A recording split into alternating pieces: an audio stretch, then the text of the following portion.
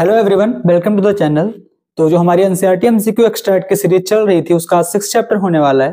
तो जो इसमें क्वेश्चंस है बहुत ज्यादा आपके लिए इंपॉर्टेंट होने वाले हैं, जो कि डेफिनेटली जेईई मेंस में ऐसे क्वेश्चंस आपको देखने को मिलेंगे। तो वीडियो को एंड तक देखना। अगर वीडियो पसंद आए तो वीडियो को लाइक कर देना, और इसके बाद भी अगर आपको कोई रह जाती है तो आप मुझे इंस्टाग्राम पर फॉलो करके वहाँ डीएम करके पूछ सकते हैं। और इस वीडियो का जो पीडीएफ है वो मैं अपने टेलीग्राम चैनल पर अपलोड कर दूंगा, वहां से आप जाके डाउनलोड कर सकते हैं, और उसका लिंक डिस्क्रिप्शन बॉक्स में मैंने दे रखा है। सो स्टार्ट करते हैं। फर्स्ट क्वेश्चन देखते हैं। First question assertion reason type question है। इस क्वेश्चन में क्या बोल रहा है, the bond angle between C and H in the case of amine is less than 109 degree and 28 minutes. तो टेट्राहेड्रल का जो बेसिक एंगल होता है, मतलब जनरल एंगल, वो 109 डिग्री एंड 28 मिनट होता है। पर अमीन के केस में क्या होता है, यहाँ पर नाइट्रोजन के ऊपर एक लोन पेयर प्रेजेंट होता है, और क्या करता है, रिपल्सन करता है। यहाँ पर रिपल्सन की वजह से क्या होता है, जो सी और एच के बीच का बॉन्ड है थोड़ा पास पास में आ जाता है, और एंगल जो थोड़ा सा कम हो जाता है, और ये 108 डिग्री के राउंड हो जाता है। तो हमारा जो असर्शन है बिल्कुल सही लिखा हुआ है कि जो इसका एंगल होता है सी एन एच के बीच का, वो कम होता है 109 डिग्री से, वो 108 डिग्री होता है। तो असर्शन करेक्ट हो जाएगा। रीजन पढ़ लेते हैं। The presence of the lone pair on the N atom led to the repulsion. तो रीजन भी हमारा सही, मतलब असर्शन भी सही और रीजन भी, और करेक्टली एक्सप्लेन भी कर रहा है इसको। हमारा ऑप्शन ये जो होगा वो करेक्ट हो जाएगा। नेक्स्ट क्वेश्चन देखते हैं। Which of the following reaction does not yield amine as the product. इन रिएक्शंस में से कौन सा reaction amine as the product yield नहीं कर रहा है। तो पहला है नाइट्रोबेंजीन की रिएक्शन कराई गई है H2PD इथेनॉल के साथ। तो H2PD और इथेनॉल मिलकर क्या करते हैं, नाइट्रोबेंजीन को रिड्यूस कर देते हैं, इस नाइट्रो ग्रुप को रिड्यूस करके कन्वर्ट कर देते हैं अमीन ग्रुप में। तो हमारे पास एनिलीन एज अ प्रोडक्ट मिलता है, तो यहाँ पर हमें अमीन मिलता है। नेक्स्ट क्या है, SnHCl और FeHCl, ये भी रिड्यूसिंग रिएजेंट है, और ये भी इसको अमीन में कन्वर्ट कर देते हैं। अगली रिएक्शन नाइट्राइल की कराई गई है H2Ni के साथ, और ये भी एक रिड्यूसिंग रिएजेंट है, जो कि नाइट्राइल को भी अमीन में कन्वर्ट कर देता है। और लास्ट रिएक्शन जो है वो रिएक्शन नाइट्राइल की कराई गई है HI और रेडपी के साथ। तो मैंने प्रीवियस वीडियो में भी बताया है, जो HI रेडपी होता है बहुत खतरनाक सा रिड्यूसिंग रिएजेंट होता है। और इसका क्या काम होता है, इससे जो भी रिएक्ट करता है उसको एल्केन में कन्वर्ट कर देता है। अगर हम यहाँ पे रिएक्शन कराएंगे RC ट्रिपल बॉन्ड N की HI रेडपी के साथ, तो ये RCH3 में कन्वर्ट कर देगा इसको। तो हमारा जो ऑप्शन डी है करेक्ट हो जाएगा। यहाँ से हमें क्या, अमीन नहीं मिलेगा। नेक्स्ट क्वेश्चन देखते हैं। नेक्स्ट क्वेश्चन में बोल रहा है मार्क द करेक्ट स्टेटमेंट्स। इसमें करेक्ट स्टेटमेंट बताने हैं, तो ऑप्शंस पढ़ते हैं। Ammonolysis of the alkyl halide is the best reaction to prepare the tertiary amine. तो अमोनोलिसिस रिएक्शन में क्या होता है, अमोनोलिसिस एक न्यूक्लियोफिलिक सब्स्टिट्यूशन रिएक्शन होती है, जिसमें जैसे RCl हमारे पास कोई है, जिसपे हम NH3 की रिएक्शन कराते हैं। तो यहाँ पर इसका जो लोन पेयर यहाँ पे जाके जुड़ता है, यहाँ से Cl हटता है, और हमें RNH3 ऐसे करके कोई प्रोडक्ट मिलता है। लेकिन इस रिएक्शन में प्रॉब्लम क्या होती है, यहाँ पे मिक्स्ड टाइप के जो हमें मिलते हैं अमीन्स मिलते हैं, कभी प्राइमरी, सेकेंडरी और टर्सरी। तो ऐसा नहीं कि ऐसे रिएक्शन कराएंगे तो हमें सिर्फ प्राइमरी मिलेगा, सिर्फ टर्सरी मिलेगा, सिर्फ सेकेंडरी। तो जो हमारा फर्स्ट स्टेटमेंट है गलत हो जाएगा। नेक्स्ट क्या है, ammonolysis of the alkyl halide is a nucleophilic substitution reaction है। मैंने अभी आपको बताया कि जो NH3 के ऊपर लोन पेयर होता है, एज अ न्यूक्लियोफाइल अटैक करता है R के ऊपर, और यहाँ से Cl बाहर जाता है, फिर ये रिएक्शन होती है। तो ऑप्शन 2 बिल्कुल सही है। नेक्स्ट क्या है, third, to prepare the aniline from the nitrobenzene the reagent FeHCl is preferred over SnHCl। तो इसमें क्या होता है, देखो अभी मैंने ऊपर बताया था कि Fe और HCl एंड SN और HCl दोनों का यूज करते हैं नाइट्रोबेंजीन से एनिलीन बनाने के लिए। बट यहाँ पर क्या बोल रहा है, जो Fe प्लस HCl है इसको प्रेफर किया जाता है ओवर SN प्लस HCl। तो ऐसा इसलिए करते हैं क्योंकि जो FeHCl के साथ जब रिएक्शन कराते हैं तो हमारे पास जो बाई प्रोडक्ट बनता है वो FeCl2 बनता है, क्योंकि फर्दर डिसोसिएट होकर HCl दे देता है हमें Fe और HCl, और HCl फिर रिएक्शन करता है, तो इससे हमें आसानी होती है अमीन को निकालने में, इसलिए इसको भी प्रेफर करते हैं ओवर HN प्लस HCl। तो हमारा ऑप्शन 3 भी करेक्ट हो जाएगा। नेक्स्ट ऑप्शन 4 देखते हैं। Reduction of the amides with LAH led to alcohol as a product. तो अगर हम अमाइड की रिडक्शन कराएंगे, अमाइड RCOONH2, इसका रिडक्शन कराएंगे LAH के साथ, तो हमें क्या प्रोडक्ट मिलेगा, हमें अमीन प्रोडक्ट मिलेगा, RNH2 मिलेगा, ना कि अल्कोहल। तो हमारा जो ऑप्शन 4 है वो गलत हो जाएगा। सो नेक्स्ट क्वेश्चन नंबर 4 देखते हैं। This is the assertion type question. तो इसमें क्या बोल रहा है, aromatic primary amines can not be prepared by the Gabriel phthalimide reaction, है ना। और रीजन पढ़ते हैं इसका, aryl halides do not undergo the nucleophilic substitution reaction. तो पहला ऑप्शन क्या है, assertion and reason both are correct in the correct explanation. Second option क्या है कि असर्शन रीजन दोनों सही है पर जो एक्सप्लेनेशन है वो गलत है। थर्ड ऑप्शन क्या है, असर्शन गलत है और रीजन सही है। और फोर्थ क्या है, असर्शन सही है और रीजन गलत है। ठीक है, तो देखते हैं इसको। तो असर्शन पढ़ते हैं। तो aromatic primary amines can not be prepared bye Gabriel phthalimide reaction. तो देखते हैं इसमें इस रिएक्शन में होता क्या है। तो इसका जो रिएजेंट होता है हमारे पास वो ऐसा होता है, यहाँ पर C डबल बॉन्ड O, यहाँ पर N और यहाँ पर H। अब इसकी रिएक्शन कराते हैं हम सबसे पहले KOH के साथ। तो यहाँ पर क्या होता है, यहाँ पर जो हाइड्रोजन होता है एसिडिक होता है, क्योंकि इन दोनों के बीच में इलेक्ट्रोनेगेटिविटी डिफरेंस ज़्यादा होता है। तो यहाँ से ये निकल जाता है हाइड्रोजन और यहाँ पर नाइट्रोजन पे ऐसा माइनस चार्ज आ जाता है। इसके बाद इसकी रिएक्शन कराते हैं RCl के साथ, और यहाँ पर RCl के साथ जब रिएक्शन कराते हैं तो इंपॉर्टेंट स्टेप हो जाता है, क्योंकि यहाँ पर सब्स्टिट्यूशन न्यूक्लियोफिलिक अटैक करता है यहाँ पे, तो Cl का जाना बहुत जरूरी है। अब देखो यहाँ पे क्या बोला है, एरोमेटिक प्राइमरी अमीन्स। अब अगर यहाँ पे R एरोमेटिक हो गया, अगर मान लो ऐसा हो गया Cl, तो Cl यहाँ से जा ही नहीं पाएगा, तो मतलब रिएक्शन आगे जाएगी ही, मतलब असर्शन सही हो जाएगा, क्योंकि यहाँ पे कैन नॉट बी प्रिपेयर्ड, तो असर्शन हमारा जो है बिल्कुल सही हो जाएगा। एंड रीजन क्या है, aryl halides do not undergo the nucleophilic substitution reaction. तो ये भी बात बिल्कुल सही है कि जो न्यूक्लियोफिलिक सब्स्टिट्यूशन रिएक्शन है वो अराइल हैलाइड के केस में नहीं होती है। तो हमारा जो असर्शन है वो भी सही हो जाएगा, रीजन भी सही हो जाएगा और एक्सप्लेनेशन भी हमारा करेक्ट है, तो हमारा ऑप्शन ए करेक्ट हो जाएगा। सो क्वेश्चन नंबर 5 देखते हैं। Question number 5, which of the following is not correct about the Hoffmann bromide degradation reaction. तो सबसे पहले देखते हैं कि हॉफमैन ब्रोमाइड डिग्रेडेशन रिएक्शन होती क्या है। तो इसमें क्या करते हैं, हम एक अमाइड लेते हैं, अमाइड की रिएक्शन कराते हैं हम Br2 और NaOH के साथ, और हमें क्या मिल जाता है, प्रोडक्ट है, प्रोडक्ट हमें अमीन मिलता है ना। तो अब इस रिएक्शन को देखते हैं, उसमें अमीन प्रोडक्ट मिलता है और बाई प्रोडक्ट जो मिलता है हमें Na2CO3 मिलता है और वाटर मिलता है। तो ऑप्शंस पढ़ते हैं। तो it is used to prepare the primary amines. Option B क्या है, the carbon release from the amide come Na2CO3 as the by product. 1 mole of amide requires 1 mole of NaOH to react and 1 less carbon is present in the resulting amine। तो सबसे पहला option क्या है, it is use to prepare primary amines. तो definitely इसका जो use करते हैं हम प्राइमरी अमीन्स बनाने के लिए करते हैं।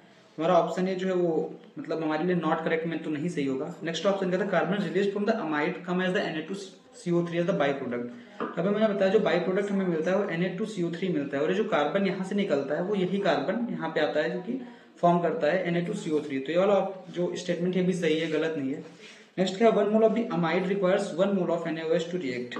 तो मैं बता दूं जो अमाइड होता है, एक अमाइड को इस रिएक्शन में जो रिक्वायरमेंट ऑफ द NaOH होती है वो 4 मोल्स होती है। 4 NaOH रिएक्ट करते हैं तब इसका 1 मोल रिएक्ट करता है। तो हमारा जो ऑप्शन सी है गलत हो जाएगा। तो हमारे लिए जो करेक्ट स्टेटमेंट मतलब जो करेक्ट नॉट करेक्ट स्टेटमेंट है वो ऑप्शन सी हो जाएगा, और करेक्ट ऑप्शन भी हमारा ऑप्शन सी ही हो जाएगा। And 1 less carbon is present in the resulting amine. तो यहाँ पे आप देख ही सकते हैं, यहाँ पे RCOONH2 से RNH2 बन रहा है, तो एक कार्बन कम हो गया डेफिनेटली, जो कि यहाँ पे Na2CO3 में के तौर पे निकल गया। नेक्स्ट क्वेश्चन देखते हैं, question number 6, statement type question है। तो स्टेटमेंट 1 क्या है, the alcohol are more soluble than amines. And statement 2, the aniline and the aryl amines are usually coloured but on the storage get colourless due to the atmospheric oxidation. तो options क्या, जो दोनों statement वो सही है। फिर दूसरा option क्या है, पहला स्टेटमेंट सही दूसरा गलत है। ऑप्शन सी है कि स्टेटमेंट 1 गलत है दूसरा सही है, और ऑप्शन डी कि दोनों स्टेटमेंट गलत है। तो सबसे पहले देखते हैं पहला स्टेटमेंट क्या है कि alcohol are more soluble than amines. तो सोल्युबिलिटी के लिए क्या देखते हैं, सोल्युबिलिटी के लिए हम देखते हैं कि पोलैरिटी कितनी ज्यादा है मॉलिक्यूल में, पोलर कैरेक्टर कितना है। तो अगर हम बात करें अल्कोहल की, तो अल्कोहल में ऑक्सीजन होता है, और अमीन में अगर हम देखें तो अमीन में हमारे पास होता है नाइट्रोजन। और नाइट्रोजन और ऑक्सीजन के बीच में जो इलेक्ट्रोनिगेटिविटी होती है वो ऑक्सीजन की ज्यादा होती है एज कम्पेयर टू नाइट्रोजन। तो ऑक्सीजन की इलेक्ट्रोनिगेटिविटी ज्यादा होगी तो यहाँ पे जो डिफरेंस बिटवीन ईएन होगा वो ज्यादा आएगा। इस केस में अगर डिफरेंस बिटवीन ईएन ज्यादा आएगा तो पोलैरिटी बढ़ेगी, और पोलैरिटी बढ़ेगी तो वाटर के अंदर जो सॉल्युबिलिटी है अल्कोहल की वो बढ़ेगी। तो मतलब जो अल्कोहल है वो डेफिनेटली जो अमीन है उनसे ज्यादा सॉल्युबल हो जाएगा इन द वाटर। तो पहला स्टेटमेंट अल्कोहल और मोर सॉल्युबल, तो हमारा जो स्टेटमेंट 1 है वो करेक्ट हो जाएगा। स्टेटमेंट 2 क्या है, the aniline and the aryl amines are usually coloured but on storage get colourless due to atmospheric oxidation. तो स्टेटमेंट गलत है, क्योंकि जो एनिलीन और अराइल अमीन्स होते हैं यूजुअली क्या होते हैं, कलरलेस होते हैं, बट एटमॉस्फेरिक ऑक्सीडेशन की वजह से कलर्ड हो जाते हैं, ना कि कलरलेस। तो स्टेटमेंट वाला गलत हो जाएगा। ये बिल्कुल स्टेटमेंट आपको रटना है बेसिकली, इसमें कोई लॉजिक वगैरह कुछ नहीं है। तो हमारा जो स्टेटमेंट 1 है वो सही हो जाएगा और स्टेटमेंट 2 गलत हो जाएगा। तो इस हिसाब से हमारा ऑप्शन बी क्या होगा, करेक्ट ऑप्शन होगा। सो नेक्स्ट क्वेश्चन देखते हैं। नेक्स्ट क्वेश्चन में क्या बोल रहा है, next question number 7 assertion type question है। उसमें क्या बोल रहा है, the boiling point of the tertiary amine is more than the primary amine. तो बोल रहा है जो बॉइलिंग पॉइंट होता है वो टर्सरी अमीन का ज़्यादा होता है as compare to primary amine. तो टर्सरी अमीन का स्ट्रक्चर कुछ ऐसा दिखता है, आर आर आर, और जो प्राइमरी अमीन होगा वो कुछ ऐसा सा दिखेगा, यहाँ पर एच और एच। तो जब भी बॉइलिंग पॉइंट की बात आती है कंपेरेबल मॉलिक्यूलर मासेस के बीच में, तो हम वहाँ पे बात करते हैं हाइड्रोजन बॉन्डिंग, डाइपोल इंटरेक्शंस इनकी। तब यहाँ पर देखो तो हाइड्रोजन बॉन्डिंग किसमें ज्यादा दिखेगी? हाइड्रोजन बॉन्डिंग डेफिनेटली जो प्राइमरी अमीन होगा उसमें ज्यादा दिखेगी, क्योंकि वहाँ पर एच एटम फ्रीली प्रेजेंट है, और यहाँ पर कोई भी एच एटम ऐसा नहीं है जो कि हाइड्रोजन बॉन्डिंग शो कर पाए इंटरमोलिकुलर। तो स्टेटमेंट में क्या बोल रहा है? The boiling point of the tertiary amine is more than the primary amine. तो जो हमारा असर्शन वो गलत हो जाएगा, क्योंकि जो प्राइमरी अमीन होगा ना उसका बॉइलिंग पॉइंट क्या होगा? ज्यादा होगा as compare to tertiary amine due to hydrogen bonding. और रीजन पढ़ लेते हैं। रीजन कहता है primary amine shows less H bonding. Reason भी गलत दे रखा है, तो हमारा जो असर्शन रीजन दोनों ही गलत हो जाएगा। तो ऑप्शन डी हमारा जो होगा वो करेक्ट होगा। नेक्स्ट क्वेश्चन देखते हैं। क्वेश्चन नंबर 8 में क्या बोल रहा है? Mark the correct statement. इसमें से करेक्ट स्टेटमेंट बताने हैं। तो फर्स्ट क्या है statement? As the pKb value increases the basic strength decreases. तब तक तुम लोग कमेंट करके बताओ कि जब हम पीकेबी वैल्यूज को बढ़ाते हैं तो बेसिक स्ट्रेंथ क्या होता है? घटता है या बढ़ता है? मैं ऑप्शन 2 देख पढ़ता हूँ। The amine salt are soluble in the water, hence used for the separation of the amine from the organic compound. And option C क्या है? Aniline is the more basic than ammonia. And option 4 क्या है? Extent of the H bonding in the amine order 3 degree, 2 degree and 1 degree. So first option मैंने बोला था comment करने को। तो देखो क्या करते हैं, जब भी पीकेबी की वैल्यू बढ़ती है तो बेसिक स्ट्रेंथ क्या होता है? घटता है। बेसिक स्ट्रेंथ घटता है। और ऐसे जब पीके की वैल्यू बढ़ती है तो एसिडिक स्ट्रेंथ घटता है।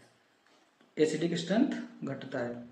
तो हमारा जो ऑप्शन जो स्टेटमेंट 1 है, as the pKb value increase the basic strength decreases, ये बिल्कुल करेक्ट स्टेटमेंट हो जाएगा। नेक्स्ट क्या है? The amine salt are soluble in the water. तो सॉल्ट है तो सॉल्ट बेसिकली सॉल्युबल होते ही है पानी के अंदर, और अमाइन वाले भी जो होंगे वो सॉल्ट क्या है? पानी के अंदर सॉल्युबल है। Hence used for the separation of amine from the organic compounds. अब ये बहुत इंपॉर्टेंट बात है कि इसका यूज कैसे करते हैं। देखो क्या होता है कि जो अमाइन के सॉल्ट है ना वो सॉल्युबल होंगे पानी के अंदर, तो उसका हमने सॉल्ट बना लिया। इसके बाद एक कोई ऑर्गेनिक कंपाउंड है, अब इन दोनों को क्या करेंगे? हम किसी नॉन पोलर सॉल्वेंट के अंदर डाल देंगे। वहां पर जो ऑर्गेनिक कंपाउंड होगा वो नॉन पोलर सॉल्वेंट के अंदर सॉल्युबल हो जाएगा, क्योंकि जो ऑर्गेनिक सॉल्वेंट होगा वो भी, ऑर्गेनिक कंपाउंड होगा वो भी नॉन पोलर होगा। लेकिन जो ये एनिलीन का जो अमीन का सॉल्ट होगा, जो अमीन का सॉल्ट होगा ये क्या होगा? पोलर होगा नेचर में। तो ये ऑर्गेनिक जो सॉल्वेंट होगा उसके अंदर, मतलब नॉन पोलर जो सॉल्वेंट होगा उसके अंदर सॉल्युबल नहीं होगा, तो हमें मिल जाएगा। और इस तरीके से हम क्या करते हैं, जो अमीन्स को हम बाकी जो अलग वाले जो ऑर्गेनिक कंपाउंड है उनसे अलग कर सकते हो। तो सेपरेशन टेक्निक बहुत इंपॉर्टेंट है और इसको ऐसे यूज करते हैं। तो हमारा जो स्टेटमेंट 2 है वो भी बिल्कुल सही है। एंड ऑप्शन 3 पढ़ता हूं मैं। Aniline is more basic than ammonia. तो क्या बोला? जो एनिलीन होता है वो मोर बेसिक देन अमोनिया। तो यहाँ पर देखो बेसिसिटी हम देखेंगे कि लोन पेयर कितना ज्यादा दे पा रहा है। तो यहाँ पर अगर हम देखेंगे तो जो अमोनिया के अंदर है वो लोन पेयर बिल्कुल फ्री है, पर यहाँ अगर अमीन के अंदर हम देखें तो जो लोन पेयर है वो रेजोनेंस में बिजी है। तो मतलब उसकी अवेलेबिलिटी किसी लेविस एसिड को लोन पेयर देने के लिए डेफिनेटली कम होगी, और अगर ये अवेलेबिलिटी घटेगी तो हमारा जो बेसिक स्ट्रेंथ है वो घट जाएगा। किसका? एनिलीन का एज कम्पेयर टू अमोनिया। तो यहाँ पर क्या मोर बेसिक लिखा है, तो हमारा स्टेटमेंट जो होगा वो गलत हो जाएगा। नेक्स्ट ऑप्शन 4 क्या है? The extent of the H bonding in the amine order 3 degree, 2 degree, 1 degree. अब एक्सटेंट ऑफ एच बॉन्डिंग की बात हो रही है यहाँ पर। तो अभी मैंने बताया कि अगर मान लो सेकेंडरी, प्राइमरी, टर्सरी अमीन है, तो टर्सरी अमीन के पास तो एच एटम है ही नहीं, तो इंटरमोलिकुलर एच बॉन्डिंग तो करने से रहा। ऐसे सेकेंडरी अमीन में एक एच एटम होगा और प्राइमरी में 2 होंगे, तो जो ऑर्डर होगा उल्टा होना चाहिए यहाँ पर, तभी सही होता। और ये वाला ऑप्शन हमारे लिए क्या हो जाएगा? गलत। हमारे जो स्टेटमेंट 1 और 2 होंगे वो करेक्ट हो जाएंगे। सो नेक्स्ट क्वेश्चन देखते हैं। Next question number 9। Which of the following orders are correct for the basic strength? इनमें से कौन सा ऑर्डर ऐसा है जो कि बेसिक स्ट्रेंथ के लिए करेक्ट है? तो पहला देखते हैं, 2 डिग्री अमीन है और यहाँ पर इथाइल प्रेजेंट है, और फिर 3 डिग्री अमीन है और इथाइल है, और फिर 1 डिग्री एंड फिर अमोनिया। फिर सिमिलरली सेकंड ऑप्शन है, वहाँ पर इथाइल की जगह मिथाइल कर दिया है।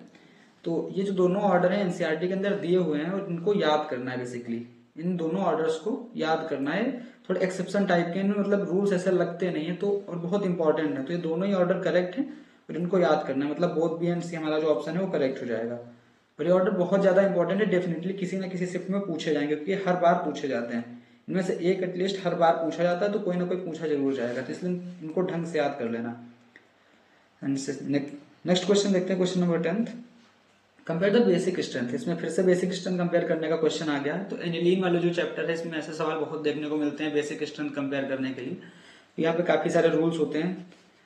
तो पहला देखते हैं, यहाँ पर हमारे पास एनिलीन और वहाँ पे पैरा पोजीशन पे हमने क्या जोड़ रखा है, यहाँ पर हमारे पास एनिलीन और हमने पैरा पोजीशन पर OCH3 जोड़ रखा है। सेकंड क्या है, हमारे पास अमीन है। सिमिलरली थर्ड हमारे पास NH2 एनिलीन है और हमने पैरा पोजीशन पे जोड़ रखा है NO2।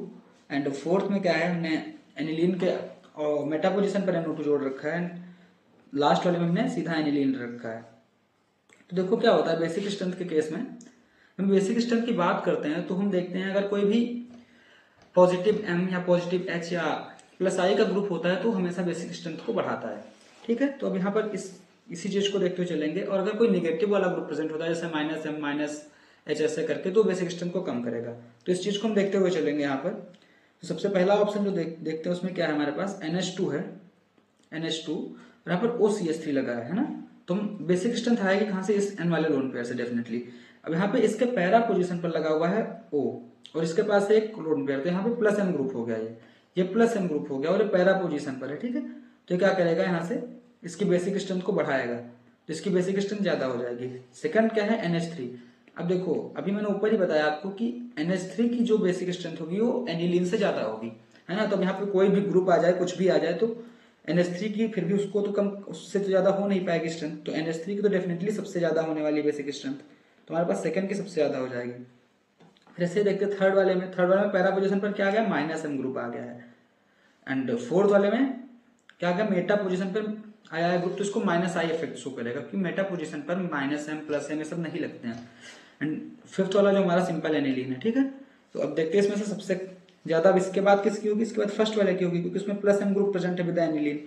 एंड देन ये दोनों माइनस ग्रुप है, तो इनकी मतलब जो नॉर्मल एनिलीन होगी उनसे भी कम होगी इनकी बेसिक स्ट्रेंथ, है ना। तो इसके बाद हमारा फिफ्थ आ जाएगा।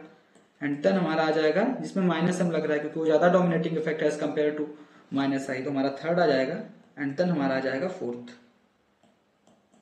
तो हमारा जो करेक्ट ऑप्शन हो जाएगा वो कौन सा हो जाएगा, सेकेंड, फर्स्ट, फिफ्थ और फिर फोर्थ और फिर third, fourth and then third. तो हमारा जो करेक्ट ऑप्शन है वो बी हो जाएगा। सो नेक्स्ट क्वेश्चन की तरफ चलते हैं। नेक्स्ट क्वेश्चन में देखते हैं क्या कह रहा है। द स्टेटमेंट वाले क्वेश्चन है, तो इसमें देख लेते हैं क्या बोलता है। स्टेटमेंट 1 है the anilinium ion is more stable then the aniline. Statement 2 aniline has the more resonating structure. दोनों स्टेटमेंट आपस में एक दूसरे को कंट्रास्ट कर रहे हैं, तो मतलब एक तो इसमें से गलत होना ही है। पहला statement anilinium ion is more stable then aniline, and statement 2 क्या है, aniline has the more resonating structure. तो स्टेटमेंट 2 जो है वो सही है। जो एनिलीन होता है इसके 5 रेजोनेटिंग स्ट्रक्चर होते हैं। ठीक है, तो जिसके जितने ज्यादा रेजोनेटिंग स्ट्रक्चर होते हैं उसकी स्टेबिलिटी उतनी ज्यादा बढ़ती जाती है। तो रेजोनेटिंग स्ट्रक्चर के साथ जितने ज्यादा नंबर ऑफ रेजोनेटिंग स्ट्रक्चर होंगे स्टेबिलिटी क्या होगी, बढ़ती जाएगी। तो हमारा स्टेटमेंट 2 अगर सही है तो फर्स्ट वाला जो हमारा है स्टेटमेंट वो गलत हो जाएगा। तो यहाँ पे सिंपल सा क्वेश्चन है, इसमें मार्क कर देते हैं फर्स्ट गलत और सेकंड वाला हमारा जो स्टेटमेंट सही है। नेक्स्ट क्वेश्चन देखते हैं। क्वेश्चन नंबर 12 में क्या बोल रहा है, what are the correct product for the reaction आगे इसमें पूछा है किसका करेक्ट प्रोडक्ट क्या होगा। इसमें क्या कराया गया है, एक अमीन की रिएक्शन कराई गई है विद CHCl3 एंड KOH। ऐसे एक पिछले वीडियो में भी अल्कोहल में भी हम ऐसी रिएक्शन करा चुके हैं। यहाँ पे हमने रिएक्शन कराई थी CHCl3 और KOH के साथ अल्कोहल की, यहाँ भी अमीन की रिएक्शन कराई गई है। तो देखो ऑप्शन पढ़ते हैं क्या क्या बनता है। Nitrile is form as the product P, the product P is isocyanide, product P is amide and NOTA, मतलब कोई भी ऑप्शन सही नहीं है। तो जब भी ये रिएक्शन होती है तो इसमें हमें एज अ प्रोडक्ट क्या मिलता है, RNH2 की रिएक्शन जब हम कराते हैं CHCl3 के साथ, CHCl3 और KOH के साथ, तो हमारे पास जो प्रोडक्ट मिलता है वो मिलता है RNC, फाउल स्मेलिंग कंपाउंड मिलता है। और इसको टेस्ट के लिए भी यूज करते हैं for the primary amine test. तो ये जो रिएक्शन है इसको बोलते हैं कार्बाइल अमाइन रिएक्शन। और इसमें हमें जो प्रोडक्ट मिलता है वो हमें आइसोसाइनाइड मिलता है जो कि फाउल स्मेलिंग कंपाउंड होता है, और इसको एज अ टेस्ट भी यूज करते हैं। तो हमारे पास जो प्रोडक्ट मिलेगा वो क्या मिलेगा, प्रोडक्ट P इज आइसोसाइनाइड। तो हमारा ऑप्शन भी करेक्ट हो जाएगा। और इसका मैकेनिज्म काफी बड़ा सा होता है, तो वो मैं यहाँ पे नहीं डिस्कस कर रहा हूँ क्योंकि वो इतना ज्यादा यूजफुल नहीं है मेंस के पॉइंट ऑफ व्यू से। सो नेक्स्ट क्वेश्चन नंबर 13 देखते हैं। How many of the following amine don't give the carbylamine test. अभी वही क्वेश्चन आ गया कि कितने अमीन्स ऐसे हैं जो कि कार्बाइल अमीन टेस्ट नहीं देंगे। जैसे मैंने बताया कि प्राइमरी अमीन्स को टेस्ट करने के लिए यूज किया जाता है। तो पहला देखते हैं, सबसे पहले प्राइमरी अमीन है तो ये तो देगा, दूसरा भी प्राइमरी अमीन ही है, तीसरा देखो सेकेंडरी अमीन है तो ये नहीं देगा, थर्ड वाला क्या है, ये भी एक सेकेंडरी अमीन है तो नहीं देगा, ये एक टर्सरी अमीन है नहीं देगा, ये भी टर्सरी नहीं देगा, और ये क्या है, ये भी सेकेंडरी अमीन है, तो ये भी टेस्ट नहीं देगा। सॉरी, ये वाला जो है प्राइमरी अमीन ही है, ये प्राइमरी अमीन ही है। तो हमारे पास कितने मिल गए टोटल? 4 ऐसे हैं जो कि हमें टेस्ट नहीं देंगे। ठीक है, तो 4 ऐसे हैं जो कि टेस्ट नहीं देंगे। तो बेसिकली क्या, कार्बाइल अमीन जो है उस टेस्ट को यूज करते हैं किसके लिए? प्राइमरी अमीन के लिए। बाकी अगर कोई एराइल अमीन है या फिर मतलब वैसा एलिफैटिक अमीन है तो वो टेस्ट देगा अगर वो प्राइमरी है। बस प्राइमरी होना यहाँ पे मैंडेटरी है। नेक्स्ट क्वेश्चन देखते हैं, question number 14। Which of the following is not correct regarding the Hinsberg reagent reaction. तो ये क्वेश्चन बहुत बार पूछा जा चुका है, यहाँ तक कि एक बार ऐसा भी पूछा जा चुका है कि हिंसबर्ग रिएजेंट का स्ट्रक्चर क्या होता है, उसका फॉर्मूला क्या होता है। तो ऑप्शंस पढ़ते हैं, बहुत इंपॉर्टेंट रिएजेंट है हिंसबर्ग रिएजेंट। तो ऑप्शन पढ़ते हैं, यहाँ पे क्या है? ऑप्शन है the product bye reacting with primary amine is acidic. मतलब जब प्राइमरी अमीन के साथ रिएक्शन कराएंगे हिंसबर्ग रिएजेंट की तो प्रोडक्ट जो मिलेगा हमें एसिडिक मिलेगा। नेक्स्ट क्या है? Hinsberg reagent formula is this. तो ये बात बिल्कुल सही है, फॉर्मूला इसका याद कर लो। इसका फॉर्मूला क्या होता है? इधर मैं स्ट्रक्चर बना देता हूँ इसका, COO और यहाँ पर Cl। ये हमारे पास जो होता है स्ट्रक्चर होता है हिंसबर्ग रिएजेंट का। क्या बोला? Secondary amine does not react and tertiary amine does not react. इसमें हमें नॉट करेक्ट बताना है। तो देखो क्या होता है, पहला ऑप्शन देखें तो product bye reacting with the primary Amin is acidic. तो क्या होता है, हिंसबर्ग रिएजेंट जो होता है इसका भी हम यूज करते हैं for the test of the amines. और इस टेस्ट से हम प्राइमरी, सेकेंडरी, टर्शियरी तीनों को अलग अलग क्लासीफाई कर सकते हैं। वो भी कैसे? देखो, जो प्राइमरी अमीन होते हैं जब उनके साथ रिएक्शन करता है तो हमें क्या देता है? एक प्रोडक्ट देता है जो कि थोड़ा सा एसिडिक होता है, क्योंकि उसमें नाइट्रोजन के साथ H एटम प्रेजेंट होता है। और जो नाइट्रोजन के साथ H एटम होता है ना, वो हाइड्रोजन की वजह से वहां पे एसिडिटी आती है। तो मतलब जब ये प्राइमरी अमीन के साथ रिएक्शन करेगा तो हमें जो प्रोडक्ट मिलेगा वो क्या मिलेगा? एसिडिक प्रोडक्ट मिलेगा।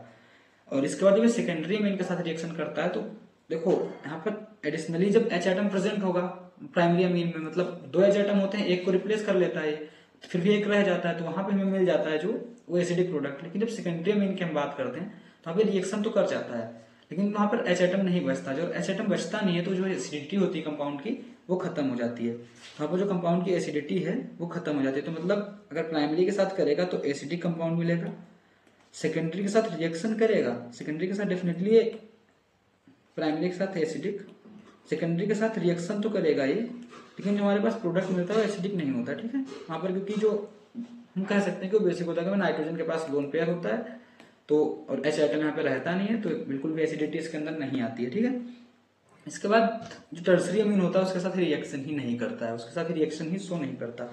तो इस जो रिएजेंट है इसके थ्रू हम क्या कर सकते हैं? प्राइमरी, टर्सरी, सेकेंडरी तीनों अमीन को अलग अलग क्लासीफाई कर सकते हैं। क्यों? क्योंकि हर तीनों केस में अलग अलग जो है वो टेस्ट दे रहा है, अलग अलग प्रोडक्ट हमें दे रहा है। तो हमारे पास जो करेक्ट ऑप्शन हो जाएगा इसका उसी हो जाएगा, वो इसलिए हो जाएगा क्योंकि यहाँ पे नॉट करेक्ट पूछा था। तो हमारा जो सेकेंडरी अमीन है वो बिल्कुल इसके साथ रिएक्शन करता है, बट जो हमारा प्रोडक्ट होता है वो एसिडिक नहीं होता है। सो नेक्स्ट क्वेश्चन देखते हैं। Next question, question number 15।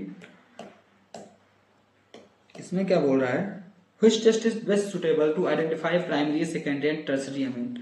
पूछ रहा है कौन सा टेस्ट ऐसा है जो कि बेस्ट सुटेबल है for identifying primary, secondary, tertiary amine, तीनों अमीन को अलग अलग पहचानने में कौन सा टेस्ट सबसे अच्छा? तो ऑप्शंस पढ़ते हैं। फर्स्ट क्या है? Carbyl amine.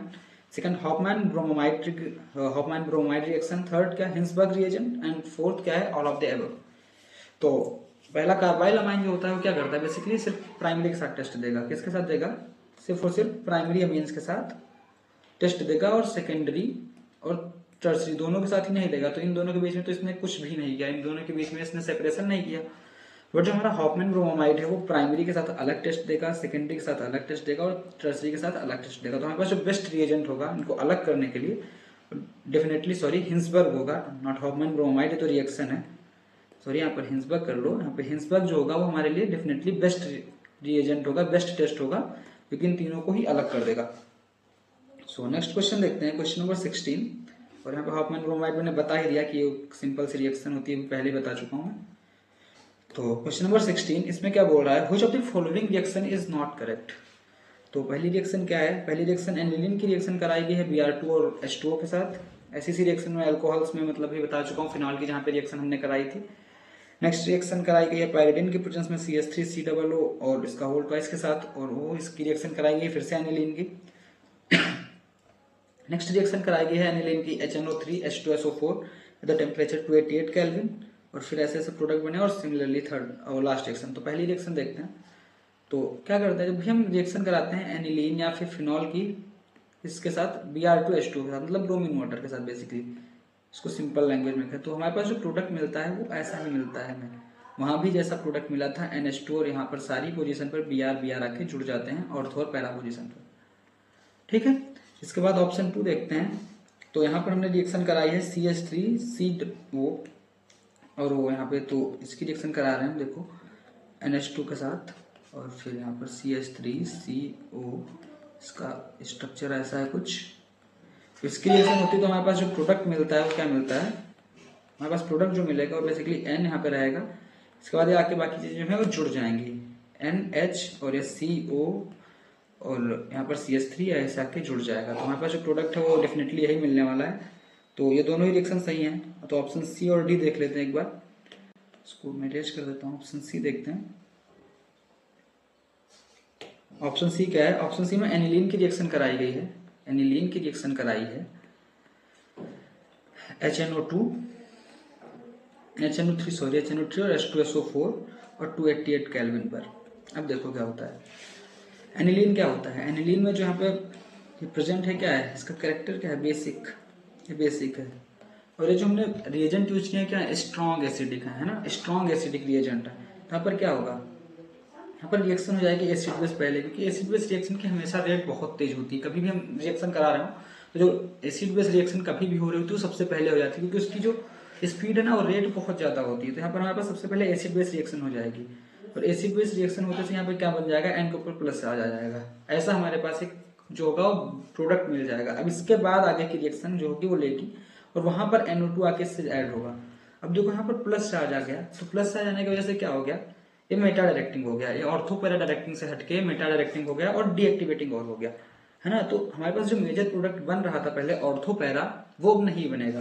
तो ऑप्शन सी में देखो हमने ऑर्थो प्रोडक्ट बनाया है यहाँ पर, और यहाँ पे पैरा प्रोडक्ट बनाया, तो ये हमारे जो मेजर प्रोडक्ट है वो नहीं रहेंगे। ठीक है, और इसका जो आता है हमारे पास, तो क्या बनता है, 51% बनता है हमारे पास पैरा, 2% सिर्फ हमारे पास ऑर्थो बनता है, और 47% जो होता है वो हमें बनता है हमारे पास मेटा प्रोडक्ट, है ना। तो हमारा जो ऑप्शन सी है इसमें मेजर प्रोडक्ट दे रखा है पैरा ऑर्थो को भी, तो ऑर्थो जो हमारा है वो मेजर प्रोडक्ट नहीं है, तो ऑप्शन सी हमारा जो है वो गलत हो जाएगा इस रिएक्शन के रिगार्डिंग स्टेटमेंट। और ऑप्शन डी में ये दोनों ही मेजर प्रोडक्ट थोड़ा सा डिफरेंस है, 51% बन रहा है, 51% बन रहा है, और 47% बन रहा है, तो इसमें कोई प्रॉब्लम नहीं, दोनों ही लगभग मेजर प्रोडक्ट है। इसका मैंने रीजन भी आपको एक्सप्लेन कर दिया। नेक्स्ट क्वेश्चन देखते हैं, क्वेश्चन नंबर 17। इस क्वेश्चन में क्या बोल रहा है, the assertion region type question है, the aniline does not undergo the Friedel Crafts reactions, कि जो एनिलीन होता है वो फ्रिडल-क्राफ्ट रिएक्शंस में पार्ट नहीं लेता है। और रीजन क्या है, the catalyst Lewis acid AlCl3 forms product result in the, फिर से वही चीज आ गई, NH3+ स्ट्रॉन्ग रिएक्टिवेटिंग ग्रुप। तो असर्शन रीजन टाइप क्वेश्चन है, तो सबसे पहले देखो क्या होता है कि मान लो तुम्हारे पास एक एनिलीन है, अब इसकी रिएक्शन जब तुम फ्रिडल-क्राफ्ट साइलेशन अल्काइलेशन रिएक्शन कराते हो, तो पर तुम AlCl3 को यूज करते हो, और ये क्या रहता है, लेविस एसिड होता है, और ये क्या है, बेस है, ये लेविस एसिड और लेविस बेस है, ये दोनों क्या करते हैं, रिएक्ट कर लेते हैं। रिएक्ट करने के बाद हमारे पास प्रोडक्ट बनता है, उसमें फिर से N के ऊपर प्लस चार्ज आ जाता है, यहाँ पर प्लस चार्ज आते ही क्या बन जाता है, डीएक्टिवेटिंग ग्रुप, डीएक्टिवेटिंग ग्रुप बन जाता है और आगे रिएक्शन नहीं हो पाती है। तो हमारा जो डीएक्टिवेटिंग ग्रुप हो जाएगा और ये जो है रिएक्शन नहीं हो पाएगी डेफिनेटली। तो असर्शन और रीजन हमारे जो है दोनों ही सही हो जाएंगे, और एक्सप्लेनेशन भी डेफिनेटली करेक्ट ही दिया हुआ है, तो हमारा जो ऑप्शन ए है वो करेक्ट हो जाएगा। सो क्वेश्चन नंबर 18 देखते हैं। नेक्स्ट क्वेश्चन इसमें क्या बोल रहा है, Which of the following regarding the benzene diazonium is not correct? इनमें से कौन सा करेक्ट नहीं है regarding to benzene diazonium. And options देखते हैं, तो फर्स्ट ऑप्शन क्या है, it is readily soluble in water. Second option क्या है, it is colourless and crystalline solid. Third option क्या, it is highly reactive in the cold conditions. And option D हमारा जो है क्या है, it is formed when the aniline react with NaNO2 and HCl। तो सबसे पहले स्ट्रक्चर, इसका स्ट्रक्चर्स देख लेते हैं क्या है, बेंजीन डायजोनियम एक्चुअली होता क्या है, इसके बारे में थोड़ी बहुत चीज़ें देखेंगे क्या है। तो बेंजीन डायज़ोनियम जो हमारा होता है वो कुछ ऐसा सा दिखता है, ठीक है, इसको बोलते हैं हम बेंजीन डायज़ोनियम, ठीक। और बहुत इंपॉर्टेंट कंपाउंड है, इससे बहुत ज़्यादा रिएक्शंस आती हैं, बहुत सारे सवाल इससे बन के आते हैं, तो काफ़ी सारी रिएक्शंस में भी ये यूजफुल होता है। तो देखते हैं it is readily soluble in water, यहाँ पर Cl माइनस भी होता है, तो हाँ ये बात बिल्कुल सही है, जो ये होता है ना ये बिल्कुल जो पानी के अंदर सॉल्युबल होता है। It is colourless and crystalline solid, तो ये स्टेटमेंट भी सही है कि ये कलरलेस भी होता है और क्रिस्टलाइन सॉलिड, ये बेसिकली प्रॉपर्टीज हैं इसकी, तो इसका कोई रीजन तो है नहीं, इसकी जो प्रॉपर्टीज है वो हैं। नेक्स्ट ऑप्शन सी क्या है, it is highly reactive in the cold condition, तो ये जो ऑप्शन सी है वो गलत लिखा हुआ है, इसका जो रिएक्टिविटी होती है वो कोल्ड कंडीशन में स्टेबल होता है ना, तो कोल्ड कंडीशंस के अंदर क्या होता है स्टेबल होता है, पर जब हम इसको वार्म कंडीशंस के अंदर लेके जाते हैं तो ये बहुत ज़्यादा रिएक्टिव हो जाता है और फिर कंपाउंड्स डिफरेंट डिफरेंट टाइप के फॉर्म करता है, तो ऑप्शन सी जो होगा हमारा वो क्या हो जाएगा, ऑप्शन सी जो होगा हमारा करेक्ट हो जाएगा ऑप्शन, क्योंकि ये नॉट करेक्ट स्टेटमेंट है। एंड ऑप्शन डी भी एक बार देख लेते हैं क्या है, it is formed when aniline react with NaNO2 and HCl, तो इसकी फॉर्मेशन कैसे होती है, इसकी फॉर्मेशन भी थोड़ी सी देख लेते हैं। तो जब हम रिएक्शन कराते हैं एनिलीन की विद NaNO2 एंड HCl, तो हमारे पास जो प्रोडक्ट मिलता है वो हमें मिलता है क्या, बेंजीन डायजोनियम, यहाँ पर N triple bond N minus plus और Cl माइनस हमारे पास जो है वो मिल जाता है, और इसी को हम क्या बोलते हैं, बेंजीन डायजोनियम। ठीक है, तो हमारा जो ऑप्शन डी है वो भी करेक्ट है, तो हमारा ऑप्शन सी ही इनकरेक्ट है, मतलब वही हमारा जो करेक्ट मतलब नॉट करेक्ट स्टेटमेंट है, तो इनकरेक्ट ऑप्शन हमारा जो होगा वो ऑप्शन सी हो जाएगा। सो नेक्स्ट क्वेश्चन देखते हैं, क्वेश्चन नंबर 19। इस क्वेश्चन में क्या बोल रहा है, मैच द फॉलोइंग, मैचिंग वाला सवाल आ गया। अब देखो मैंने भी बताया था कि बेंजीन डायजोनियम का हम बहुत सारी रिएक्शंस में यूज करते हैं, उनमें से कुछ इंपॉर्टेंट रिएक्शन है, देखो यहाँ पे। तो पहली रिएक्शन क्या कराई गई है, बेंजीन डायजोनियम की ही रिएक्शन कराई गई है, कलर चेंज कर देते हैं, बेंजीन डायजोनियम की ही रिएक्शन कराई गई है, किसके साथ, CuCl2 Cu2Cl2 और HCl, है ना। तो जब ऐसी रिएक्शन कराते हैं Cu2Cl2 और HCl, तो इस रिएक्शन का जो नाम है वो क्या बोलते हैं, इसको सैंडमेयर रिएक्शन। और सिमिलरली बेंजीन डायजोनियम की रिएक्शन कराई गई CuHCl के साथ, और इस रिएक्शन का नाम क्या देते हैं हम, गटरमैन कॉच रिएक्शन, गटरमैन रिएक्शन। ठीक है, सो हमारा जो फर्स्ट का जो होगा हमारे लिए करेक्ट हो जाएगा Q, और सेकंड का हमारा जो करेक्ट हो जाएगा P। ऐसे ही थर्ड वाला जो है ये भी रिएक्शन पीछे बता चुका हूँ कि ये थैलेमाइड रिएक्शन होती है, एंड ये वाली ब्रोमामाइड रिएक्शन होती है, तो थर्ड का हमारा जो हो जाएगा वो S करेक्ट हो जाएगा, एंड फोर्थ का जो होगा वो Q हो जाएगा। और अभी मैंने एजोनियम के बारे में बताया है, तो तुम लोग इसके एक दो टेस्ट के जो नेम है वो कमेंट करके मुझे डेफिनेटली बताओ कि इसके जो टेस्ट हम यूज करते हैं कौन सा, जैसे रेड जो डाई मैंने बताया, ऐसे ही एक दो टेस्ट और हैं जो कि कलर देते हैं, तो वो टेस्ट मुझे कमेंट करके बताओ। तो यहाँ पे हमारा जो सेशन है क्वेश्चंस का ये अमीन्स का भी खत्म होता है, तो अगर वीडियो पसंद आया तो वीडियो को लाइक कर देना, चैनल को सब्सक्राइब कर देना, फॉर फर्दर सच इस तरह के वीडियो अगर और आपको चाहिए तो चैनल को डेफिनेटली सब्सक्राइब कर देना। और अगर कोई भी क्वेरी या डाउट आता है तो आप डेफिनेटली मुझे इंस्टाग्राम पर DM करके पूछ सकते हैं। So thank you.